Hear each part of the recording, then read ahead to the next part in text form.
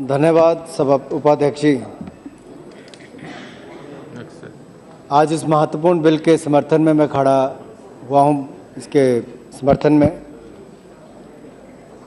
मुझसे पहले के वक्ताओं ने भी इसके बिल के समर्थन में अपनी बात कही।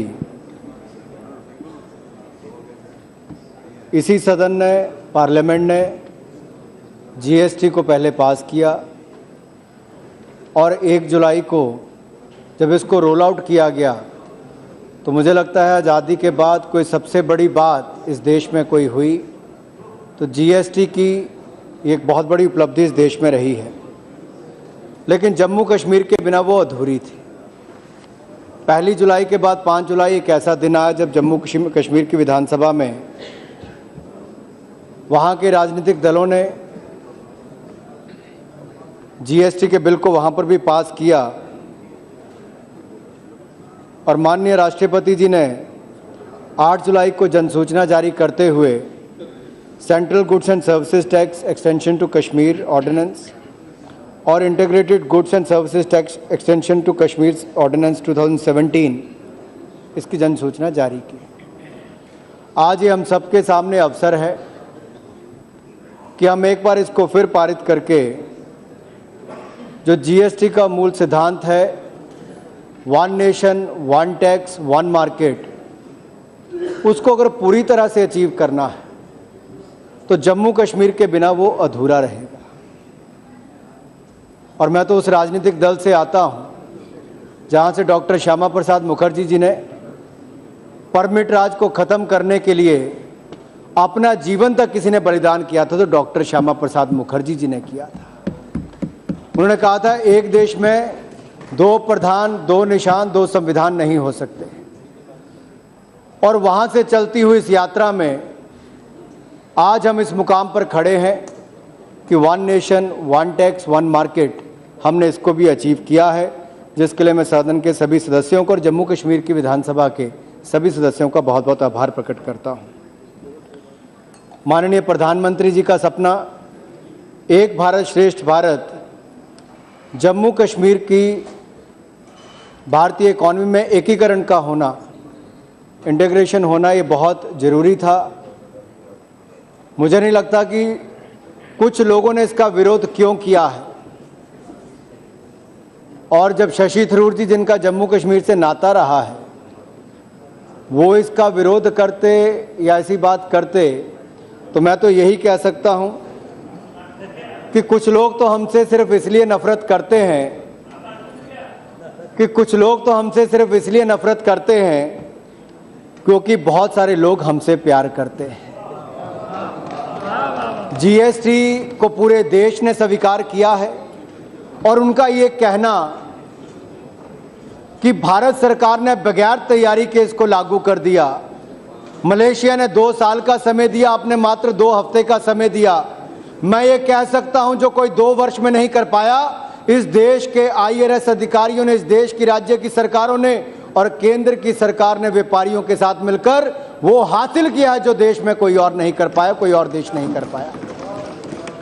जितने पहले रजिस्ट्रेशन थी उससे ज़्यादा रजिस्ट्रेशन अगर कम समय में हुई, अगर सिस्टम पर्याप्त नहीं थे तो कैसे हो पाया उपाध्यक्ष जी?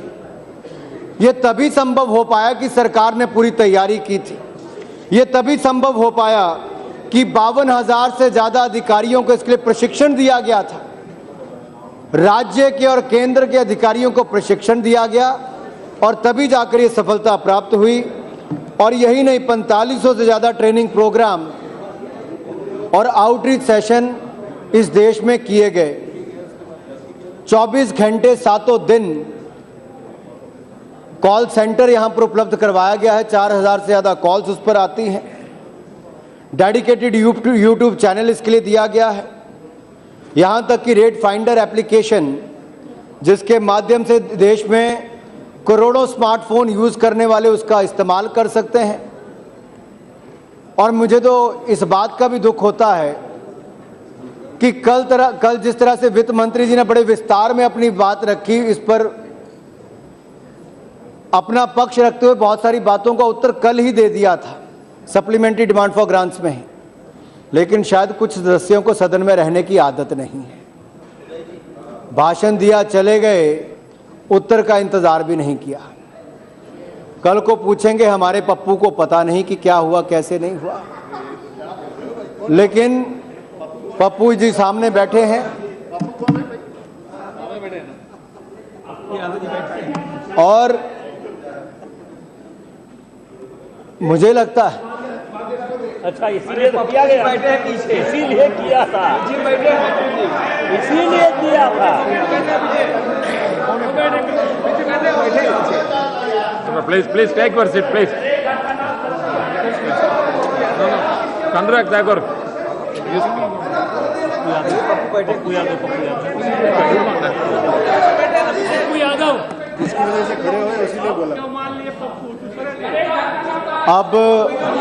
अब Congress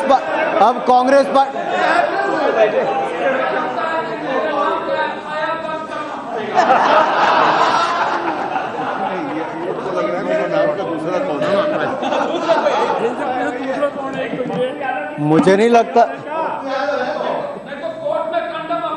No, please, you continue.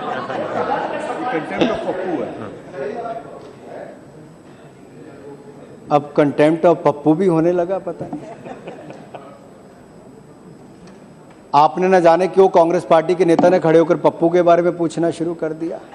मैंने तो केवल ये कहा कि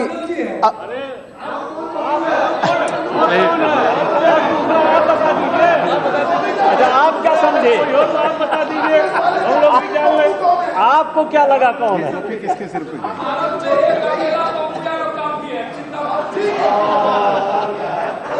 पप्पू किसी के पास भी हो काफी है। इससे भला किसका होता मैं इसमें नहीं जाना चाहता।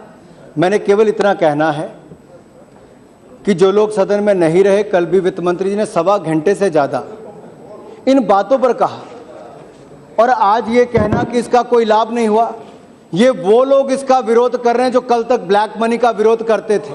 सुप्रीम कोर्ट के आदेश के बावजूद जिनकी पार्टी 4 साल तक एक कमेटी नहीं बना पाई काले धन के, हमारी सरकार ने पहले दिन आकर पहली कैबिनेट में जस्टिस एपी शाह की अध्यक्षता में काले धन पर कमेटी बनाने का काम किया था। यही नहीं, इसके अलावा बेनामी प्रॉपर्टी एक्ट बनाया, काले धन पर कड़ा कानून बनाया और काले धन पर कड़ी कार्रवाई करते हुए 500,000 का नोट भी बंद किया था।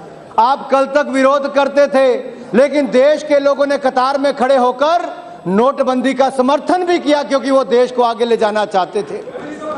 आप आज जीएसटी का विरोध करते हो, लेकिन जीएसटी स्टेट काउंसिल की मीटिंग में 29 राज्यों 7 यूनियन टेरिटरीज के जो जितने भी वहां से अधिकारी आए, वहां के प्रतिनिधि आए, सबने मिलकर रेट तय किए। आज शशि जी का ये कहना कि आपने ये क्यों किया, अगर इससे महंगाई कम हो रही है, इससे गरीब को राहत मिलती है, तो आपके पेट में दर्द क्यों होता है? यह हमने देखा है।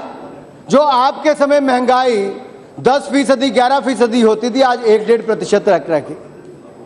अगर हमारी सरकार ने सफल काम किया तो आपको उसका कहीं ना कहीं प्रशंसा भी करनी चाहिए।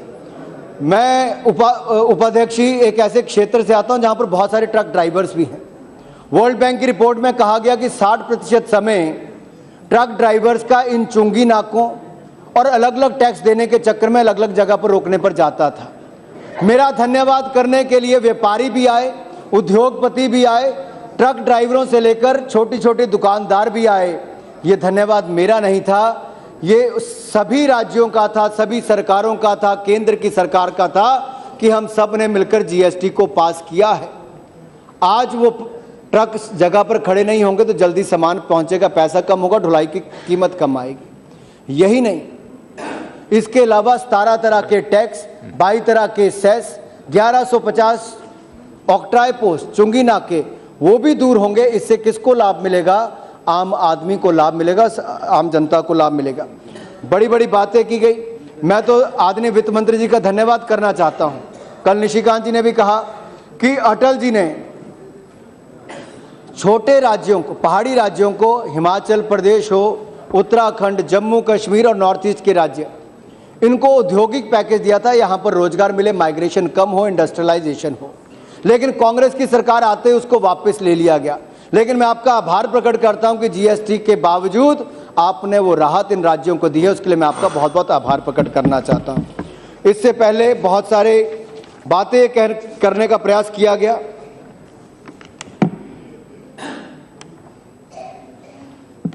कि GST is higher than VAT, लेकिन अगर मुझे लगता है अगर आप उसके विस्तार में जाएं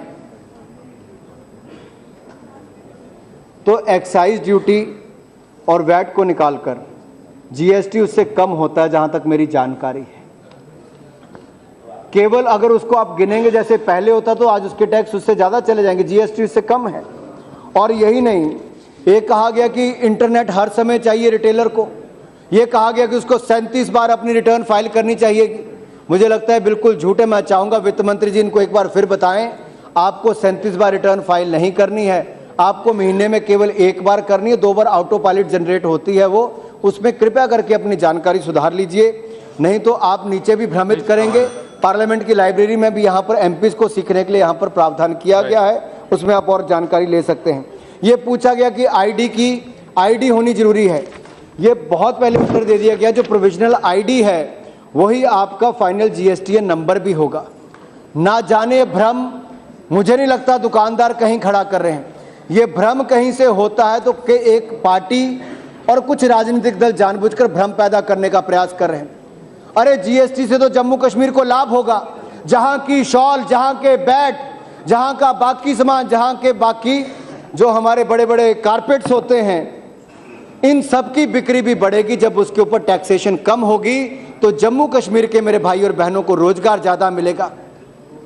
शशि थरूर जी ने कह दिया कि बोट पर चाहे कश्मीर हो चाहे केरल हो, अरे आदरणीय वित्त मंत्री जी ने कल कहा अगर 1000 रुपये से कम का कमरा होगा, 1000 रुपये तक का होगा तो उस पर कितना टैक्स लगेगा। अगर सुपर लग्जूरियस होगा तो उस पर मैक्सिमम टैक्स लगेगा, बाकियों पर तो टैक्स कम किया गया है। अगर सदन में इनके नेता नहीं रहेंगे कांग्रेस के, और मैंने जब पूछा कि कांग्रेस के नेता सदन में नहीं है तो खड़गे जी गर्म होकर खड़े हो गए। जानकारी तो तभी मिल पाएगी अगर ये लोगों तक सही जानकारी देंगे। तो मैं यही कहना चाहता हूं, आर्थिक रूप से एकीकरण करने के लिए जम्मू कश्मीर को एक बहुत बड़ा कदम है जब जम्मू कश्मीर के सभी नेताओं ने उठाया, मैं उसका स्वागत करता हूं। और ये लड़ाई जो उपभोक्ता और अलगाववादियों के बीच में है, इस लड़ाई में हमको तय करना है, आप अलगाववादियों के साथ हो कि उपभोक्ताओं के साथ हो। आप कश्मीर को उनका हक दिलाने में हो कि उसको दूर रखने में हो। आप कश्मीर को भारत का अभिन्न अंग मानते हो कि नहीं मानते हो। क्या आपने जो गलती 1947 के समय में की थी, एक विशेष राज्य का दर्जा जम्मू कश्मीर को देकर, क्या उस गलती को आज आप सुधारने की तैयारी में हो कि नहीं हो। हम देश के सभी राज्यों को एक समान मानते हैं, जम्मू कश्मीर को अपना अभिन्न अंग मानते हैं। और मैं इस बिल का समर्थन करते हुए आदरणीय वित्त मंत्री जी, आपको, माननीय प्रधानमंत्री जी को, आप सबको बहुत बहुत बधाई देता हूं कि आपने जीएसटी को देश के हित में लाए हैं। ईज ऑफ डूइंग बिजनेस और मेक इन इंडिया, इन दोनों में ही हमें बहुत बल मिलेगा और भारत आगे बढ़ रहा है, महंगाई गिर रही है, देश आगे बढ़ रहा है। इसके लिए मैं आपको बहुत बहुत बधाई और इसके बिल में मैं समर्थन में अपना भाषण समाप्त करता हूँ। Next bill